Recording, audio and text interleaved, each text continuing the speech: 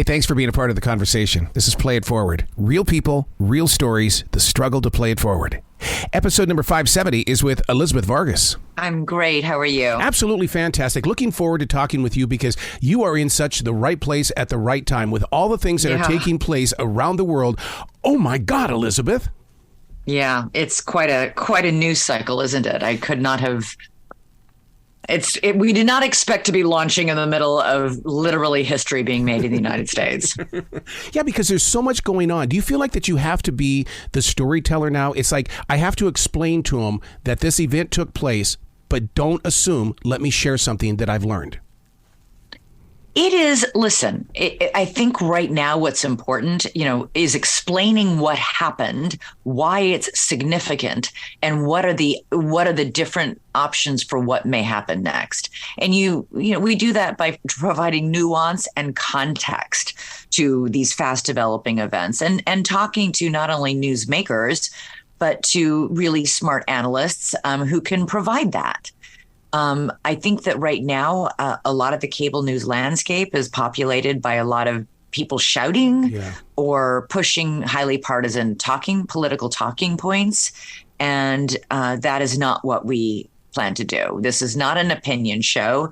If guests come on to express an opinion, I will ask them to challenge, to explain them and defend them and play devil's advocate so that we will have a more thoughtful, hopefully, conversation about what's going on that day. Well, see, we need this. We need a well-focused show because you're absolutely right. I am all over the web, all over the TV, searching for my own opinion because everybody else is sharing their opinion, and I'm wasting time that I can't ever get back again. Right. No, that's exactly what's happening. And I think that what you just said, we hear all the time. I have never in my career done a partisan or opinion show. And that's, from the very start, when I was talking to the executives at NewsNation, I told them that's not what I'm interested in doing. So this is the newscast of record for the network from 6 to 7 Eastern. And it's a full hour. And we go very deep on a handful of the biggest stories of the day. I'm glad it's an hour because in my heart, that tells me that you're going to give us the opportunity to breathe. You're going to give us space to really listen to what's going on. Right. And to really listen as people explain why is this significant? What does that mean? What might happen next? How did this happen? There's on a variety of issues. And obviously, former President Trump's indictment and arrest has really dominated the news cycle. But for example, there's a big murder trial starting this week in Idaho, the Lori Vallow case. And last night we did a very deep dive on cults because in this case, the defendant is accused of killing her children and because she's a member of a cult. How do people get caught up into cults? How does this happen? And by the way, a lot of really smart, well-educated people find themselves vulnerable to cults, unlike what many people believe. So that's, we were able to do a really sort of big, thoughtful piece on cults and how they start and why people get caught up in them last night. My own church here in Charlotte, they're constantly blamed or accused of being a cult. And I have to sit there and take the note. Oh my God, yes. Elevation Church. Wow. They're constantly after us. And it's like, we're not a cult. I swear to God, we're not a cult. Yeah, well, you're not out killing your kids either. No. That's a little bit of a different thing. So how do you react as a journalist with all of this clickbait stuff? I mean, we are so convinced that if we see something, we have to believe it. And I'm always afraid that it's going to affect the journalism world. Oh, it affects everything. I really believe strongly that all schools in this country should be now teaching a class called information literacy. If I had $1 for every time I told my kids just because it's on the internet doesn't make it true. Right. I could put them through college already.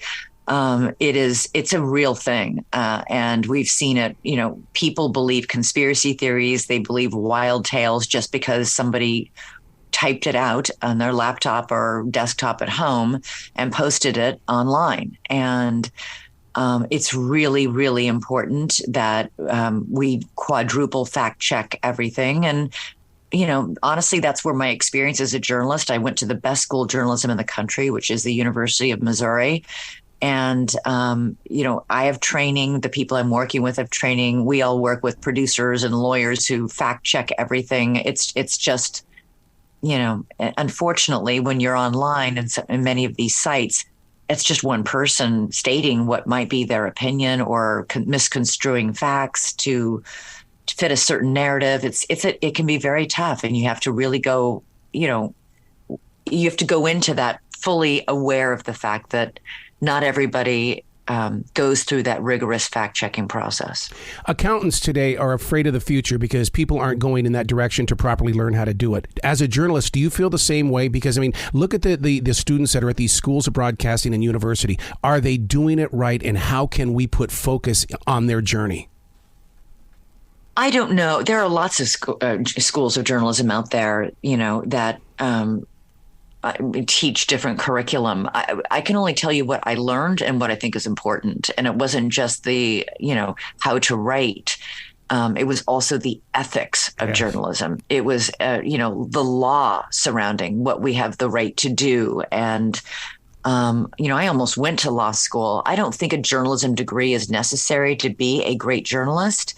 But you are going to learn in your career plenty about ethics and law. And, when I worked at ABC, every single, for example, when I hosted 2020 for 15 years, and every single one of the shows that we would screen in the edit room, in this big edit room with all the producers and everybody assembled, also there for those screenings were ABC lawyers and ABC standards people who, would stop and say, you can't say that, or how do you back that up? And they had read the transcripts of every interview I'd ever done on that hour and said, I think you're taking that out of context. I recall that, and we'd pour over the transcript and make sure it was fair and accurate. Unfortunately, that's not done in some places. And we see a big lawsuit right now between, Dominion and Fox News where that clearly wasn't done. And that's bad for all of us in the media because everybody thinks we're all that sloppy or we're all that, gosh, in that case, if those text messages and emails are true, it goes beyond sloppiness. It's, well, we'll see what a court decides. But anyway. Wow. Yeah. Congratulations on Elizabeth Vargas Reports on NewsNation. I'm so glad that, like I said before, this is a well-focused show and we will learn from you. Well-focused and aimed toward the 80% of the people who are in the middle, center right, center left, not political partisan talking points. We really want to be thoughtful, provide context and nuance. I love it. Be brilliant today. Thank you. Thank you.